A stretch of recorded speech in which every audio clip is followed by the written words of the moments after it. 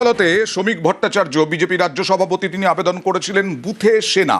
সেই আদালত জানালো যে নির্বাচন কমিশনের কাজ বুথ নিরাপত্তায় সমীক্ষা করার, সেই সমীক্ষা নির্বাচন কমিশন করুক, নির্বাচন কমিশনের কাজে হস্তক্ষেপ করবে না।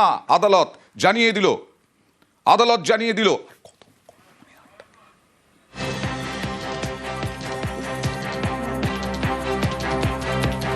বুথের পরিকাঠামো নিরাপত্তা সংক্রান্ত সমীক্ষার কাজ নির্বাচন কমিশনের। সরাসরি চলে যাব প্রতিনিধি অর্ণবের কাছে। অর্ণব, কি হলো আজকে হাইকোর্টে? দেখো, কলকাতা হাইকোর্ট হস্তক্ষেপ করবে না এমনটা বলেনি। কলকাতা হাইকোর্ট বলেছে এই মুহূর্তে এই মামলায় দুই মূল পক্ষ, রাজ্য সরকার এবং একই সঙ্গে জাতীয় নির্বাচন কমিশন, এই দুই পক্ষের বিরুদ্ধে কোনো মন্তব্য করা থেকে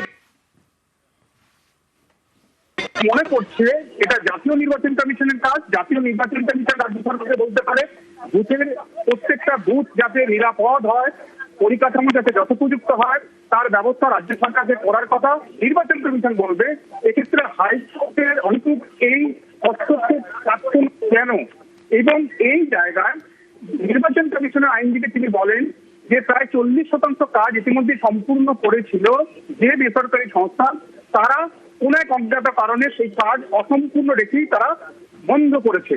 কাজেই ওই বুথ সমীক্ষা অর্থাৎ বুথের পরিকাঠামো সংক্রান্ত যে সমীক্ষা, সেটা কি করে? কারণ এর আগে ভোট হয়েছে 2024 সালে, বড় ভোট আমরা জানি, লোকসভা ভোট। তারপর বুথের পরিস্থিতি কীরকম রয়েছে সেটার জন্য প্রতি বছরই সার্ভে করা হয়। সেই সার্ভে রাজ্য সরকার নির্ধারিত সংস্থা করেনি। এই অবস্থায় কলকাতা হাইকোর্টের হস্তক্ষেপ প্রার্থনা করেছেন বিজেপি রাজ্য সভাপতি। এক্ষেত্রে জাতীয় নির্বাচন কমিশন কি ভাবছে, তাদের অবস্থান কি, সেটা আদালতে জানানোর নির্দেশ দিয়েছে প্রধান বিচারপতি ডিভিশন বেঞ্চ। এবং একই সঙ্গে এক সপ্তাহের মধ্যে এই অবস্থান জানার পর পরবর্তী বিবেচনার বিষয়ে আদালত তার অবস্থান স্পষ্ট করবে, এমনটা প্রধান বিচারপতি সুজয় পালা ডিভিশন বেঞ্চ জানিয়েছে।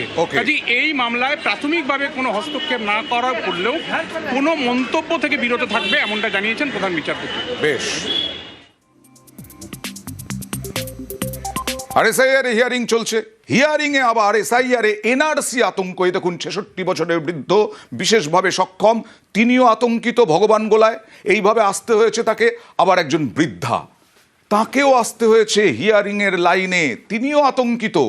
এই আতঙ্কের জন্যই 2002-এ নাম থাকার পরেও শুনানিতে ডাকায় আতঙ্ক। কথা বলবো প্রতিনিধি প্রণবের সঙ্গে। প্রণব, দেখো, ভগবান গলায় এই ধরনের চিত্র সমস্ত মুর্শিদাবাদের প্রায় 17 লক্ষ মানুষকে এইভাবেই হিয়ারিং এ রেখেছে। যাদের 2002 সালের নাম রয়েছে তাদেরকেও কিন্তু ডাকা হচ্ছে। আর সেখানে কিন্তু তাদের আতঙ্কের রীতিমতন ভাবে আতঙ্কিত। 66 বছরের বয়স্ক ঠিক মতন ভাবে হাঁটতে পারেন না, লাঠির ওপর ভর করে তারা আসছে। কিন্তু তাদের একটাই যে যদি বের করে দেয়, যদি নাম না ওঠে, সেই কারণে কিন্তু তারা কাগজপত্র নিয়ে সকালবেলা থেকে তা কিন্তু হন্যে হয়ে বসে থাকছেন এই হিয়ারিং সেন্টার গুলোতে। এবং মুর্শিদাবাদের প্রায় 17 লক্ষ মানুষকে এইভাবে হয়রানি করা হচ্ছে বলে কিন্তু বিভিন্নভাবে অভিযোগ এবং বিভিন্ন জায়গায় প্রতিবাদ সভা হচ্ছে। কিন্তু সাধারণ মানুষদের ভেতর থেকে কিন্তু আতঙ্ক কাটছে না। তাদের যদি করে নাম কেটে গেলে তারপর আমাদের কি হবে, কোথায় যাব? এবং দেখা যাচ্ছে এক এক পরিবারের 4-5 করে কিন্তু তাদের হিয়ারিং এ নোটিশ আসছে। এই বৃদ্ধ মানুষ, তিনি ঠিক মতন হাঁটতে পারছেন না, তারপরেও কিন্তু কোন রকম ভাবে এসেছেন এবং তিনি কিন্তু ক্ষোভ উগড়েছেন এবং চোখের জলও ফেলছেন। যদি 2002 সালে তিনি ভোটও দিয়েছেন, কিন্তু তারপরেও কিন্তু তাকে হিয়ারিং এ ডাকা হয়েছে। এবং একাধিক বৃদ্ধ যারা ঠিক মতন ভাবে হাঁটতে পারেন না, তাদেরকেও কিন্তু কোন রকম ভাবে তাদের পরিবারের লোকরা এইভাবেই চলছে হয়রানি, এইভাবেই আতঙ্ক কাটছে না মানুষের মধ্যেই। যে 65 বছরের বৃদ্ধ, তিনি এলেন হাতে লাঠি নিয়ে, বিশেষভাবে সক্ষম। কি বলছেন তার পরিবার?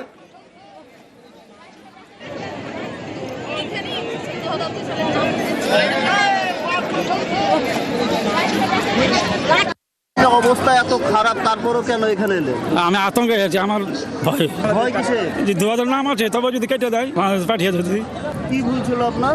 বলো, এই 2000 লিস্টে হার শেখ ছিল। হ্যাঁ, আমার ছবিতে আছে হার জালি। এই ভুলের জন্য আপনাকে আসতে হয়েছে। 2002-এ নাম আছে, তাও আমাকে লুটিসের ডাক করা হয়েছে। ভয় করছে, বাড়িতে কানছে, বাড়িতে সবসময় আতঙ্ক লেগে আছে। হিয়ারিং এ ডাক পড়ে, সেটা ডিহিয়ারিং এ আসেছে। ভয় আছে বাংলাদেশ পাচার করে দিবে বলে, ক্যাম্পে ভরে দিবে বলে। এখন তো দেখতে পাচ্ছি চারিদিকে এগুলো হচ্ছে, সেই কারণে ভয় আসছে। আরো একজন বিশেষভাবে সক্ষম, আরও একজন বিশেষভাবে সক্ষম দেখুন। এসআইআর শুনানিতে এই বিশেষভাবে সক্ষমকে আসতে হয়েছে, কারণ আতঙ্ক। মুর্শিদাবাদ থেকে বাংলাদেশে পাঠিয়ে দেবে না তো নাম কেটে দিয়ে? কাগজপত্র ভোটের জন্য বাংলাদেশ নাগরিক করবে। এখানে তো আপনি 2002 সালে ভোট দিয়েছেন। হ্যাঁ স্যার, ভোট দিয়েছি, 25 সালে ভোট দিয়েছি, তার আগেও ভোট দিয়েছি, 2000 আগেও ভোট দিয়েছি। আপনার বাবা মার জন্ম কোথায়? এই দাসি সবাই এই দেশে? সবাই দেশে। তাহলে এত ভয় কেন? ভয় করছে স্যার, ওইটা কাগজ কন্ট্রোল করছে তো কিরকম আপনার কাগজে গন্ডগোল ওরা করছে না আপনি করেছেন? আমরা কি করে করবো? আমরা তো মূর্খ মানুষ, আমরা কি করে জানবো স্যার বলে দেবো। চলতে পারছে না, হ্যাঁ। হিয়ারিং করতে যাওয়ার কথা, বাড়িতে যায়নি? যে না না স্যার, বাড়িতে জানি ব্যারাম স্যার, ব্যারামে আজ 16 বাচ্চা স্যার হাঁটতে পারে না। ওয়াচাল কি কারণে এখানে ভয়? ভয় এসেছে বাংলাদেশ বাজা ফেলবে, কোন বুর গায়ে ফেলিয়ে দেবে, বাগান মুখে দেবে, তারই ভয় এসেছে। এইসব প্রান্তিক মানুষ তারা আতঙ্কে ভুগছেন। চলে আসছেন 85 বছরের বৃদ্ধা, তিনিও শুনানিতে হাজিরা দিতে এসছেন, কারণ তারও আতঙ্ক, চোখে জল।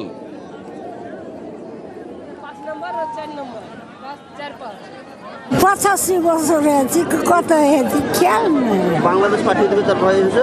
হ্যাঁ। আর বিএলওরা কি বলছেন?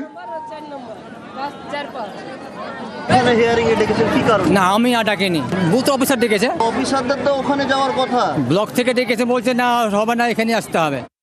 আমি সমস্ত ভোটারকে বলে দিয়েছি, প্রেগনেন্ট এবং হ্যান্ডিক্যাপ, অসুস্থ এবং বাইরে যারা পরিযায়ী শ্রমিক আছে তারা যাতে না আসে, তাদের কোনো প্রতিনিধি গেলেই তাদের হবে। তা সত্ত্বেও যদি লোক চলে আসে সেটা তো আমার কিছু করার নাই। ভয় আসছে নাকি? হয়তো তাই হয়তো হবে।